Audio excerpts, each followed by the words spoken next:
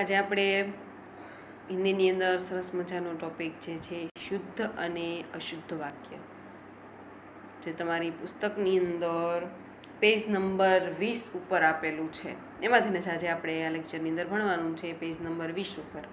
ત્યાર પછી આપણે છઠ્ઠો પાઠ છે એ અભ્યાસ કરીશું, શુદ્ધ અને અશુદ્ધ વાક્ય. તો હિન્દીની અંદર ખાસ ઘણા બધા વાક્યો હોય કે હિન્દી બોલતા હોય પણ ચોખ્ખું ન હોય. અમુક અક્ષરની અંદર ગુજરાતીના આવી જતા હોય, અમુક હિન્દીને અંગ્રેજીના આવી જતા હોય. એવું નહીં, ખરેખર હિન્દીની અંદર જે શબ્દો હોય એ કઈ રીતના બોલાવવા જોઈએ એ રીતનો આપણે આજે અભ્યાસ કરવાનો છે.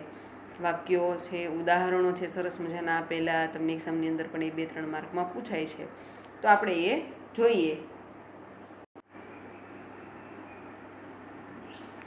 હવે તમને છે આપેલું છે તમારી પુસ્તકની અંદર જ છે, જો એમાંથી સમજાવું છું कि भाषा के वर्ण शब्द तथा वाक्य आदि के प्रत्येक स्तर पर कुछ ऐसे निश्चित नियम होते हैं जिनमें भाषा का मानक स्वरूप बनता है. એટલે કોઈ પણ ભાષા આપણે ભણતા હોય, પછી ગુજરાતી હોય, હિન્દી હોય, ઇંગ્લિશ હોય, કોઈ પણ ભાષા હોય, એની અંદર એ ભાષાનો કંઈક ક્રમ હોય છે કે પહેલાં કર્તા હોય, પછી કર્મ હોય, ક્રિયાપદ હોય, બધાનો જે ક્રમ હોય છે એ નક્કી જ હોય છે. કર્તા, કર્મ, ક્રિયાપદ, ક્રિયા વિશેષણ, પછી જે આવતું હોય વ્યાકરણ, બધું વિભક્તિઓ, બધું બરાબર. તો દરેક ભાષાની અંદર એનો નિયમ નક્કી હોય છે અને એની અંદર એનું જે સ્વરૂપ બનાવેલું છે ભાષાનું, એની અંદર કંઈક તફાવત થાય તો ખરેખર શું કહેવાય? અશુદ્ધિ કહેવાય. તો આજે આપણે આ ટોપિકની અંદર એ જ કે વાક્ય રચનાઓની જે અશુદ્ધિઓ છે એનું મુખ્ય કારણ શું હોય છે એના વિશે જ અભ્યાસ કરવાનો છે.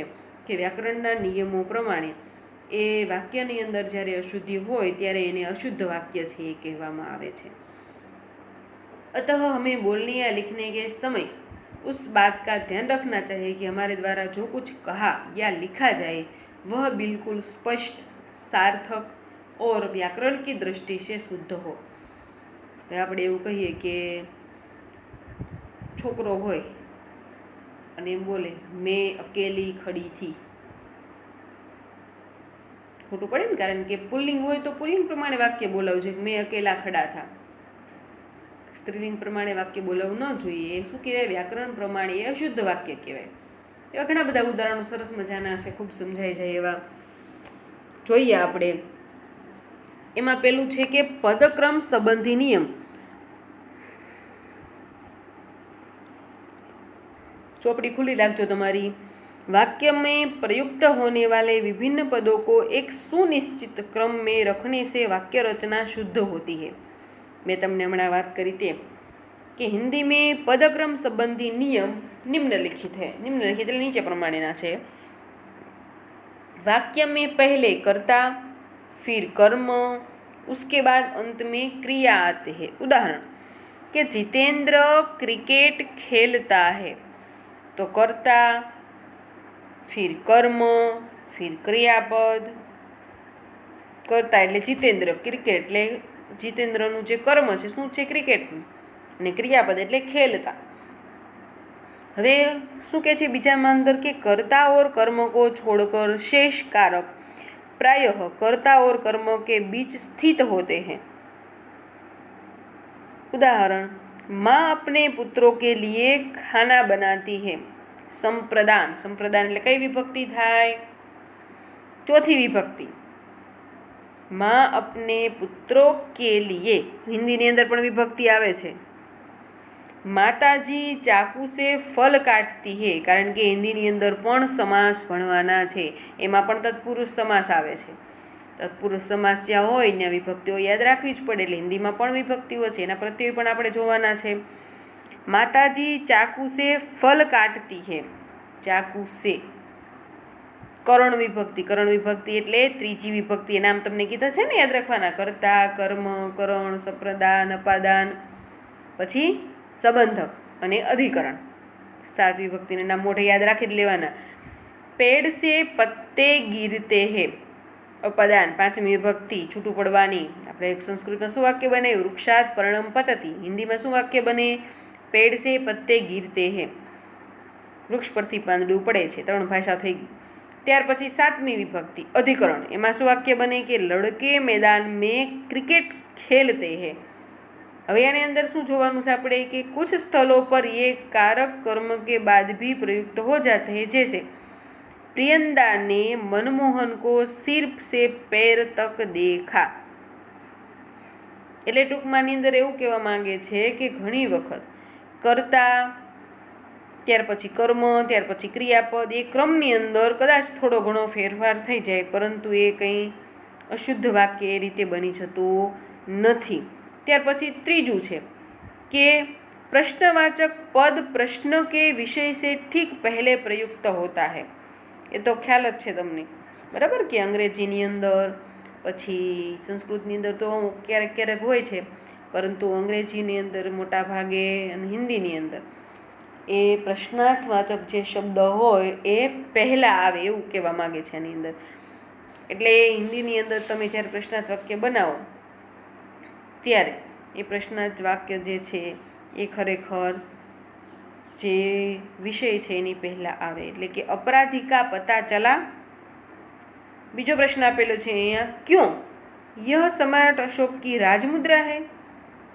ત્રીજો પ્રશ્ન, आपको न्याय का अवसर देना चाहिए, न्याय का अवसर देना चाहता हूँ, आप तैयार हैं। चौथું, क्रिया विशेषण सदैव क्रिया के पूर्व आते हैं। मोहन धीरे धीरे चल रहा है। पूर्व એટલે કે પહેલા, ક્રિયા વિશેષણ, ધીરે ધીરે ક્રિયા વિશેષણ છે। ક્રિયા શું છે? ચલ એટલે કે ચાલવાની ક્રિયા છે ને એની આગળનું ક્રિયા વિશેષણ છે ને ધીરે ધીરે। મોહન ધીરે ધીરે ચલ રહા હૈ, મોહન ચલ રહા હૈ ધીરે ધીરે, એ વાક્ય ખોટું પડે। શું અહીંયા છે? મોહન ધીરે ધીરે ચલ રહા, એ સાચું છે। બીજું છે શ્યામ તેજી સે દોડ રહા થા, દોડવાની ક્રિયા છે અને ક્રિયા વિશેષણ કયું છે? તેજી સે, એટલે શ્યામ તેજી સે દોડ રહા થા, એ વાક્ય સાચું છે। ત્યાર પછી પાંચમું છે કે વાક્ય કે વિભિન્ન પદો કે બીચ તર્ક સંગતિ હોની चाहिए। તર્ક સંગત, વાક્યની અંદર ભલે બે ત્રણ અલગ અલગ ટોપિક બોલાતા હોય પણ બધાની અંદર સમાનતા હોવી જોઈએ। જો પેલું અશુદ્ધ વાક્ય છે આપણે જોઈએ કે છાત્રોને ગુરુજી को एक फूलों की माला पहनाई। એક ફૂલો કી માલા, એક ફૂલની માળા થાય કોઈ દિવસ? એના માટે ઘણા બધા ફૂલ જોઈએ ને। गुरु छात्रों ने गुरुजी को एक फूलों की माला पहनाई। एक फूलों की माला, तो बीजू वाक्य एનું એ જ શુદ્ધ વાક્ય જુઓ કે છાત્રોને ગુરુજી को फूलों की एक माला पहनाई, તો એ સાચું પડે ને। વાંચો ત્યાં જ તમને ખ્યાલ આવી જાય। ત્યાર પછીનું વાક્ય છે યહાં શુદ્ધ ગાય કા દૂધ મિલતા હૈ। ગાયને નવડાવી થોડાવીને તૈયાર કરી દો અને પછી દૂધમાં પાણી નાખો તો એ શુદ્ધ ગાયનું દૂધ કહેવાય। તો વાક્ય કયું સાચું પડે કે ગાય કા શુદ્ધ દૂધ યહાં મિલતા હૈ, એ શુદ્ધ વાક્ય છે। આવું જ સમજવાનું છે આપણે આ ટોપિકની અંદર ખરેખર। તો છઠ્ઠું છે ન या नहीं का नकारात्मक अर्थ में प्रयोग किया क्रिया से पहले होता है। क्रियावाचक જે શબ્દ હોય એની પહેલા થાય। ઉદાહરણ, શિક્ષક મહોદય ઘર પર નહીં મિલેંગે। મિલેંગે શબ્દ શું છે? ક્રિયા છે, મળવાની ક્રિયા, એની પહેલા નકારાત્મક શબ્દનો પ્રયોગ થાય નહીં। શિષ્ય ક્ષમા નહીં માંગેગા। ગુજરાતીની અંદર આપણે નહીં પછી પ્રયોગ કરીએ, હિન્દીની અંદર પહેલાં કરવાનું। ત્યાર પછી સાતમું, आग्रह के लिए न अव्यय का प्रयोग वाक्य के अंत में होता है। न જે અવ્યય છે એનો પ્રયોગ ચલોગે ન, હિન્દીમાં આ શબ્દનો પ્રયોગ છેલ્લે થાય તુમ ભી જાઓ ન। ત્યાર પછી આપણે ભણવાનું છે અન્વય સંબંધી નિયમ। અન્વય અર્થાત મેલ, એકરૂપતા, બે વાક્ય અલગ અલગ હોય, શબ્દો અલગ અલગ હોય, પણ એની એકરૂપતા સાધવા માટે શું કરવું જોઈએ? એ અન્વય એટલે એકરૂપતા, અનુરૂપતા, મનેનો મેળ કરવો। वाक्यों के पदों की क्रिया का उसके लिंग वचन काल और पुरुष के अनुरूप होना अन्वय कहलाता है। હમણાં મેં તમને વાત કરી તેમ કે હું એમ કહું माँ ने लड़की को बुलाई, अथवा एम कहो कि माँ ने अपने बेटे को बुलाई, तो शू थाय? लिंग वचन प्रमाणे वाक्य बंध बेसतुं नथी। तो एमां शुं आवे? माँ ने अपने लड़के को बुलाया, एमां आवे ने। हवे आपणे जोईए कि जब कर्ता और कर्म विभक्ति सहित होते हैं तो क्रिया सदा पुल्लिंग एक वचन में होती है। कर्ता और कर्म विभक्ति सहित होते हैं, लेकिन माँ ने लड़की को बुलाई वाक्य केवुं छे? खोटुं। साचुं शुं आवशे? माँ ने लड़की को बुलाया। त्यार पछी बीजुं वाक्य छे, क्या आपने मीना को पहचानी? एम आवे शुं आवे? क्या आपने मीना को पहचाना? वाक्य वाँचो तो तमने ख्याल आई जाए कि आनी अंदर भूल है। बीजू उदाहरण है कि भिन्न भिन्न लिंगों की दो या अधिक व्यक्तिवाचक या जातिवाचक संज्ञाएं एक वचन में आए तो क्रिया अक्सर पुल्लिंग बहुवचन में आती हैं।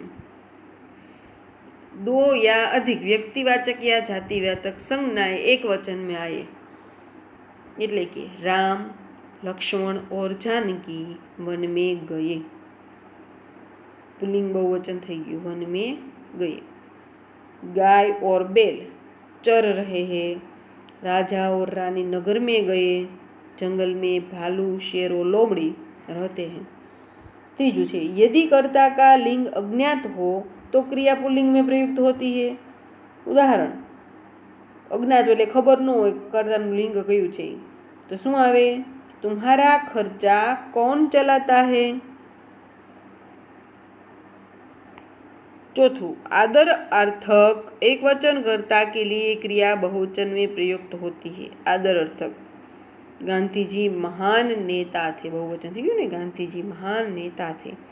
पांचमું, आंसू, दर्शन, दाम, प्राण, लक्षण, समाचार, हस्ताक्षर, होश, होठ, बूंद, लोग आदि शब्दों के साथ क्रिया बहुवचन में प्रयुक्त होती है। कारण के बधा बहुवचन में जोईए, एक वचन में के द्विवचन में होय नहीं, बहुवचन में जोईए। तो शुं कहे छे अहींया उदाहरण, उसके आंसू रुकते ही नहीं, मेरे प्राण संकट में आ गए, विवाह के शुभ समाचार मिले। लोग तो बात बनाते रहते हैं।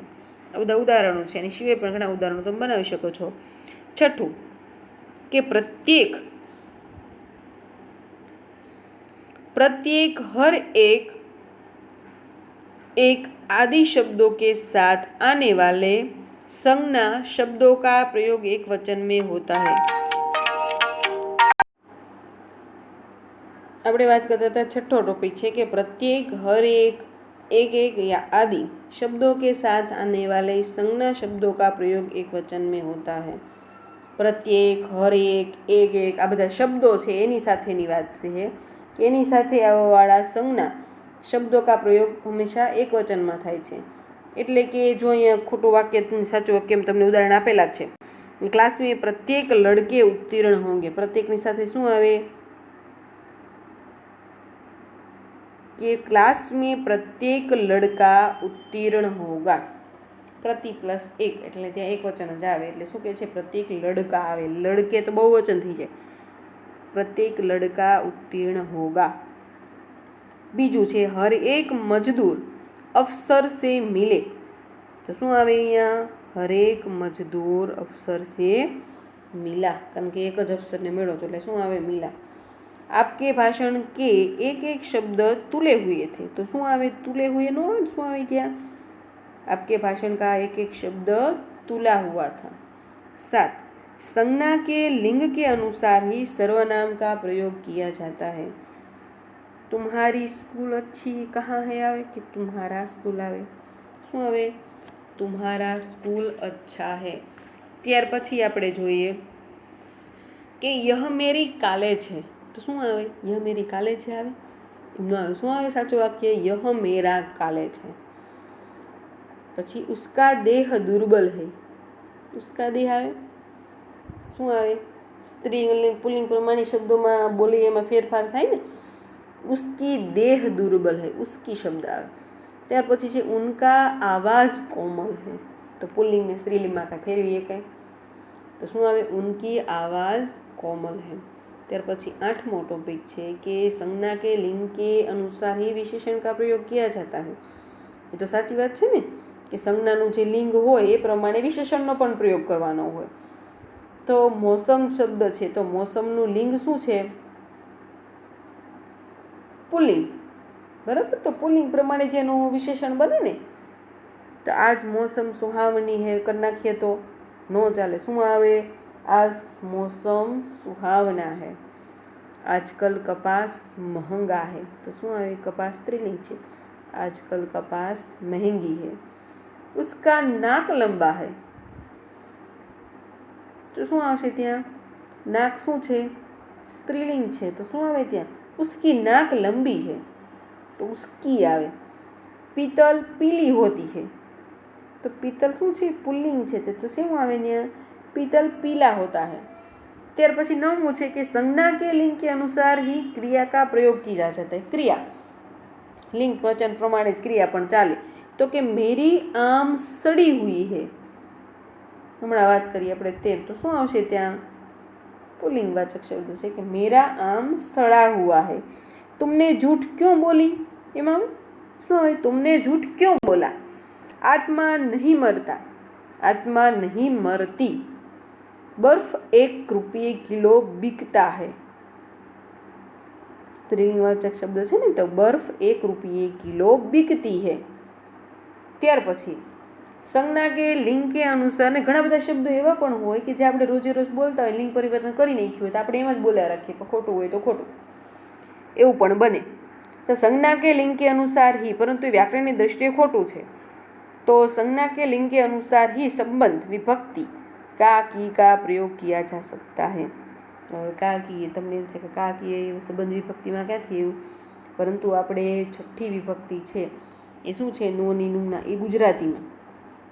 संस्कृत में श्य या हा एवा शब्दों प्रयोग थाय, पण हिंदी अंदर ए विभक्तिओ हमणां भणावीश एटले तमने ख्याल आवी जाय। तो खरेखर हिंदी अंदर साव अलग तमने अलग ज लागशे साव विभक्तिनो प्रयोग, कारण के हिंदी भाषामां होय ने एटले। उदाहरण गलत अने सही, तो परमात्मा का महिमा अपार है, तो शू आवे? परमात्मा की महिमा अपार है। बम्बई की बाजार अच्छी है, तो शू आवशे? बम्बई की नो आवे, शू आवे? बम्बई का बाजार अच्छा है। उसमें मुकाबला करने का सामर्थ्य नहीं है, तो शू आवशे त्यां? उसमें मुकाबला करने की सामर्थ्य नहीं है। आपणे मोटा भागे कानो ज उपयोग करीए कि उसमें मुकाबला करने का सामर्थ्य नहीं है। मुझे केवड़े की शरबत पसंद है, मुझे केवड़े का शरबत पसंद है। त्यार पछी अन्य नियम आपेला छे तमने कि विभक्ति संबंधी नियम शुं छे एमां कि यह, ये, वह, वे, कौन, जो, कोई सर्वनाम के रूप बदल जाते हैं। जैसे विभक्ति रहित रूप यह है, तो विभक्ति लगने पर वो ईस बन जाता है।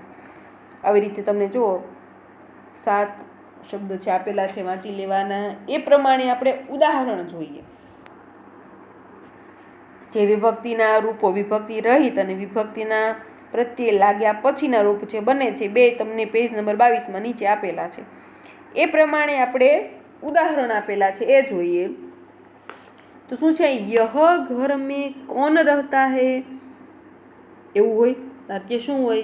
इस घर में कौन रहता है। पछी छे ये लोगों में एकता नहीं है, एवुं आवे। शुं आवे? इन लोगों में एकता नहीं है। त्रीजું છે वह आदमी को दौलत का घमंड है, एमां शुं आवे?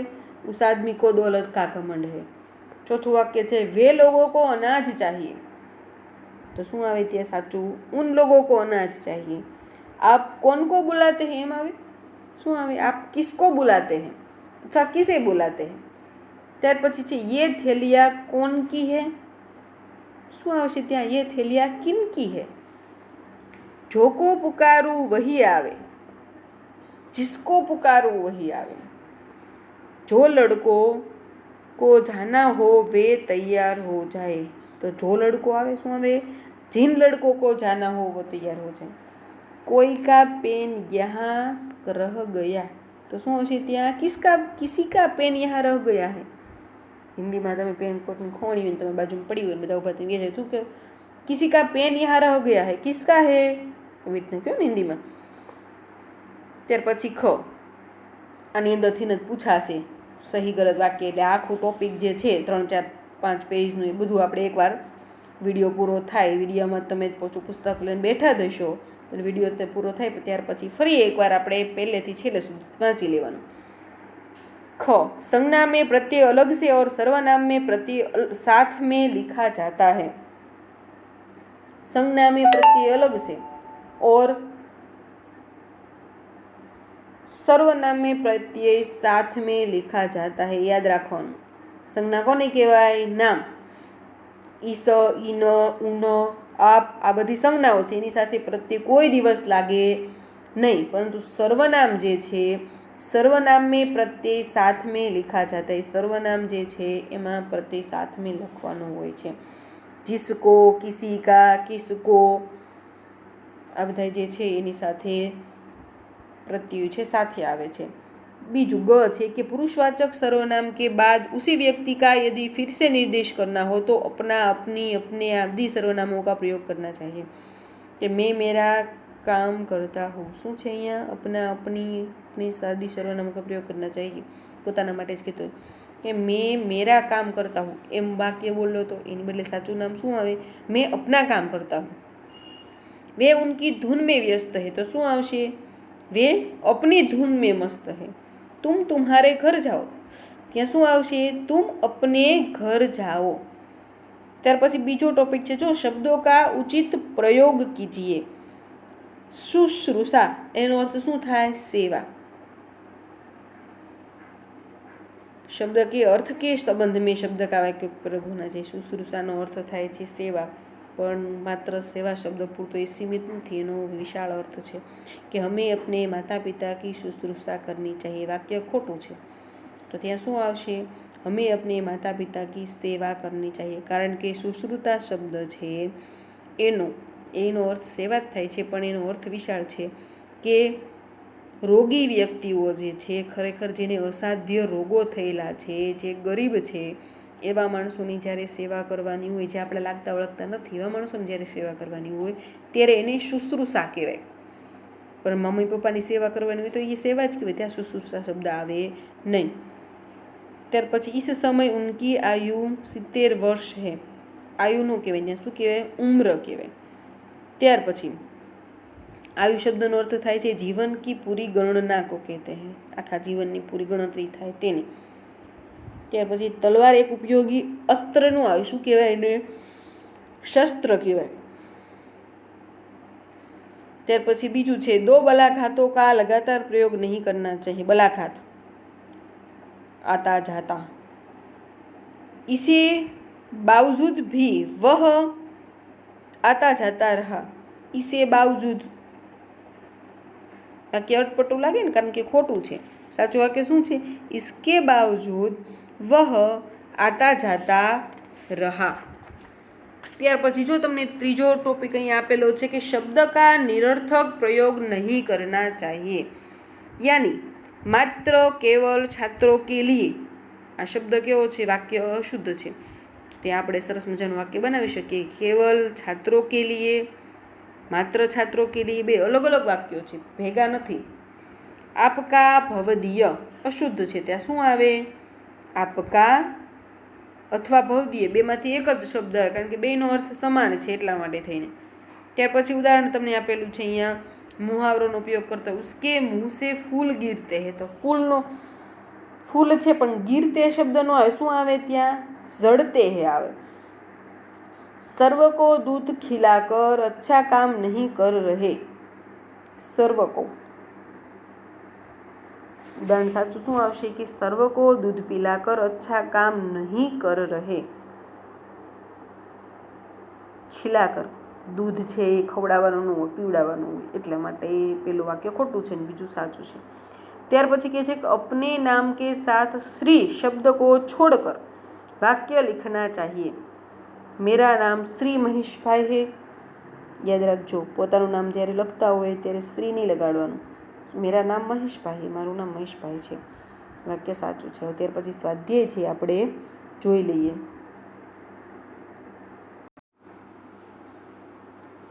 ઘર આતા હે વહ આદમી. તો શું આવશે ત્યાં? વહ આદમી ઘર આતા હે. ત્યાર પછીનું છે આજ વહાં મીનાને જાના હે, તો મીનાને જાના હે ન આવે, શું આવે? મીના કો જાના હે. પછી છે વહ બુદ્ધિમાન સ્ત્રી હે, તો સ્ત્રીલિંગ છે તો શું આવશે ત્યાં? વહ બુદ્ધિમતી સ્ત્રી હે. ત્યાર પછીનું વાક્ય છે કે વૃક્ષો પર કોયલ બોલ રહી હે, વૃક્ષ પર કોયલ બોલ રહી હે નો આવે, શું આવશે? કૂક રહી હે. ઉસે કિતના આમ ચાહીએ, કિતના નો આવે, શું આવે? કિતને, તો ઉસે કિતને આમ ચાહીએ. ત્યાર પછી છે કે બેટી તો પરાયા ધન હોતા હે ના, હોતા આવે, શું આવે ત્યાં? બેટી તો પરાયા ધન હોતી હે. ત્યાર પછી છે કે સવિતાને ચંદ્રિકા કો બુલાઈ, એ આપણે વાક્ય જોયું હતું, શું આવે એમાં? સવિતાને ચંદ્રિકા કો બુલાયા. ત્યાર પછી છે यह घर में कौन रहता है, तो इस घर में कौन रहता है.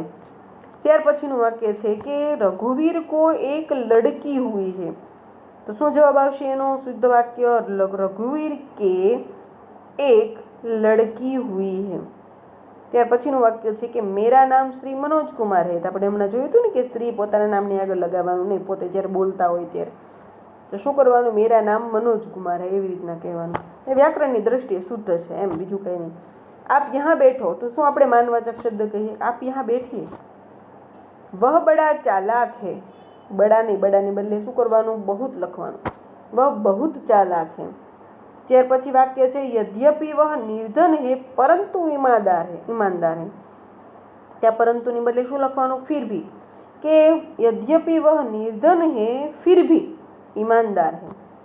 जो करेगा वह भरेगा, यह शुद्ध वाक्य છે. શુદ્ધ શું આવશે? जो करेगा वही भरेगा. પછી છેલ્લું છે કે पुलिस के आते ही चोर दुम उठाकर भाग गया, કારણ કે ચોર એક ન હોય, એના સાથી પણ હોય, એટલે पुलिस के आते ही चोर दुम उठाकर भाग गए. આ રીતે આપણે શુદ્ધ વાક્ય અને અશુદ્ધ વાક્યનો સ્વાધ્યાય છે પૂર્ણ કર્યો છે. તો તમારે હિન્દીની પાકી બુક બનાવવાની નથી, પરંતુ સ્વાધ્યાય પોથીની અંદર પાઠ કે કાવ્ય પૂર્ણ થાય ત્યારે તમે જે સ્વાધ્યાય લખો છો સ્વાધ્યાય પોથીમાં, એમાં ગ્રામરની અંદર શુદ્ધ અશુદ્ધ વાક્ય ઘણા બધા ટોપિક આવી જતા હોય છે, એટલે એ તમારે આ સ્વાધ્યાય કરો એટલે એ ખ્યાલ આવી જશે. હવે જુઓ, આ સ્વાધ્યાય જે છે તમને અશુદ્ધ વાક્ય તો આપેલા જ છે 1 થી 15, એની સામે ટીક કરી અને તમારે પેન્સિલથી તમારી ચોપડીની અંદર જ શુદ્ધ વાક્ય છે એ લખી કાઢવાના છે. જ્યારે તમે લખશો એટલે ખ્યાલ આવી જશે કે ખરેખર શુદ્ધ અને અશુદ્ધ વચ્ચેનો ફેર શું હોય છે. આ જ તમારું હોમવર્ક છે.